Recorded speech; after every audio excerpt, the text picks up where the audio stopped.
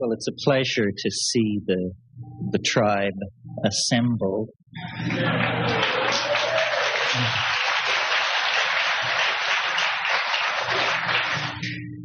You know, when we look at our own psychedelic experience, it seems so personally huge that it's very hard to place it in a context of hundreds of thousands of such experiences. But when we do that, when we look at the medical research that was carried on until it was suppressed some 20 years ago, the feeling that you come away with is psychedelics dissolve boundaries. This is what they do. They dissolve boundaries at every level. They dissolve boundaries between the conscious mind and the unconscious mind, between men and women, between various societies and points of view. And at one time, I was willing to let it rest at that, to imagine, well, these things are boundary dissolving, structure dissolving compounds, and this is what gives them their enormous import, because they lead us outside of the theater of language and into the real world that we suppressed in the process of becoming acculturated to our own culture. But now I've thought more deeply about this, and I think we can say more about this phenomenon of boundary dissolution, because the most profound boundary that any of us experience is the boundary between ego and world. We are in the world, but we are the ego. This is the cultural myth in which we live, and this is the cultural myth that is completely dissolved, exploded, and blown away by the psychedelic experience. It is not a cliche to say that it is an experience of oneness, because the world we are living in is unifying itself at a prodigious rate. And this is not the will of institutions. Andy made reference to what a con this drug war is, because it's making so much money for so many people. The chief function of institutions appears to be to retard progress and to keep their criminal enterprises bubbling merrily along on the side.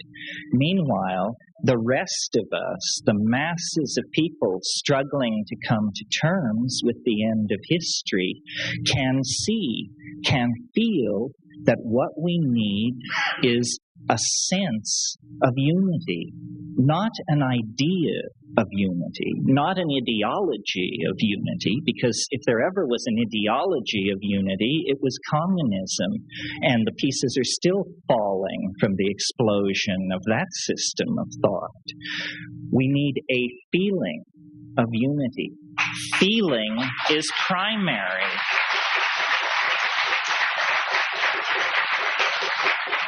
So it doesn't come out of intellectual exhortation. It comes out of a personal act of courage made by the individual, an act of courage which involves surrender.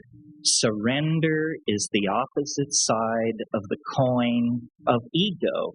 The central issue of our times is our inability to surrender to what we know is right.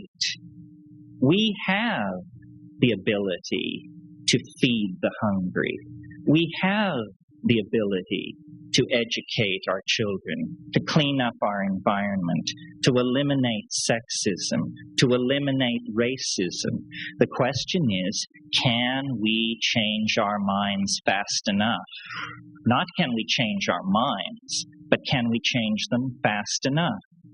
The momentum of the institutions that were created out of the collapse of medieval society has become so great, the momentum toward a lethal conclusion, that if we don't act quickly to pull ourselves out of this power dive, eventually the political will, the resources, even the infrastructure will not be there to support this kind of a reorienting of our thinking. I believe in psychedelics because I've seen them work. That's the main thing. They are operationally effective. Psychoanalysis, yoga, this is all very fine if you have worlds enough and time, but we don't. If you stake your self-identity on the aggrandizement of a single atom of humanity, which you call yourself, then what hope is there for creating a coherent communal future? None, I submit, and I believe that's the position that we are in. We need a radical intervention in the evolution of our social psychology. And we have the models. This is one thing that puts us a leg up over the 1960s. They didn't realize, not enough people realized, that this was not something new. This was something old. That shamanism, psychedelic shamanism, is how religion was practiced for the first million years. And if there is to be any future for our species, it's how it's going to be practiced from here on out. We have to overcome male dominance, institutional dominance, suppression of the feminine, suppression of females, worship of technology. All of these things arise out of a projection of energy away from the authentic, toward the ephemeral, toward the fleeting. You know, it's all flowing anyway. There's somebody here who said, be here now. This notion that the quality, the primacy of experience is the centerpiece of being. Not regret, not plans, not projections, but the primacy of the felt experience of the moment. If we stick with that, we not only gain a kind of authenticity for ourselves, but we open a space for dialogue where the frightened, the truly ego-sick, the institutional junkies, the truly traumatized can then feel, well, here is an area where perhaps I can feel safe. Here is an area where I can perhaps take a chance on changing my mind.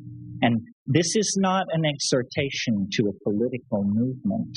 The mind that it is most important to change is our own, each of us, by ourselves. So I think, it's wonderful that psychedelic use is spreading because each person who is touched by it is brought back into the authentic community of being. But it's also very important that we who are psychedelic remain psychedelic, deepen the psychedelic commitment, and carry it forward because, after all, we're the yeast that could make the bread rise. And then there would be bread for everyone.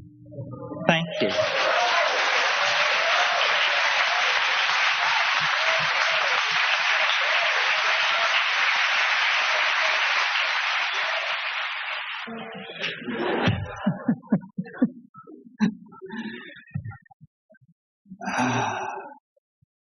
Well, I was surprised to hear McLuhan invoked so many times today, and I will do it again. McLuhan had an idea of what he called the global village, and the global village is coming to be. This is what the crisis that is being presented to us as a crisis in communism is. It isn't a crisis for communism. Communism is going first. But what it is the death knell for centralized structure, for centralized control.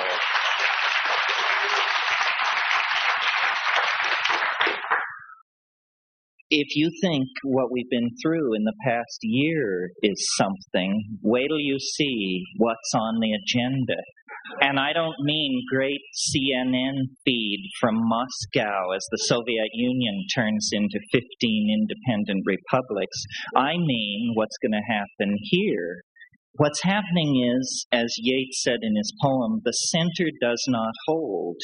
Mere anarchy is loosed upon the world, but as fans of chaos, we should know that this mere anarchy is the incarnation of our goddess Discordia, who is going to pull down the honky structure that is oppressing everybody. What I see happening, and it was touched upon by others here, is this intensification of local identification, bioregionalism, awareness of your immediate place, and then no hierarchical structure or identification until you reach the planetary level. I live in Sonoma County, and I am a citizen of Earth. I recognize no intermediate structures except when I have to.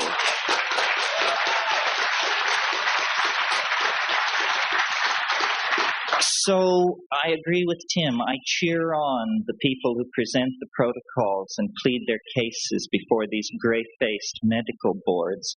But in my opinion, you just circumvent all that. You go around it. It's irrelevant. History has these dominator types by the balls, and it's not going to let up. You know, history is a psychedelic experience. It's the collective unfolding of the dream of our species in space and time. And we are at the apex. This is the peak. This is the second hour of the trip. We're going over the top.